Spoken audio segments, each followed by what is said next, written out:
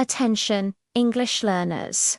Please, please, please stop saying this one sentence. I hear it all the time, and it makes me a little sad. The sentence is, I am boring. Wait, what? You mean you are the problem. When you walk into a room, everyone just falls asleep. No, no, no, that's not what you mean. Let's break it down.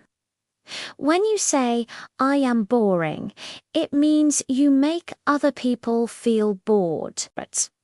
But when you say, I am bored, it means you feel bored and you probably want to find something more interesting to do. Think of it like this.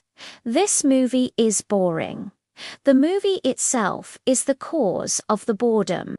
And because the movie is boring, you can say, I am bored watching this movie. See the difference?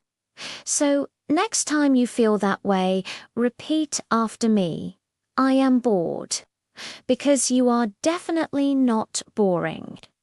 Thanks for watching, and don't forget to subscribe for more tips.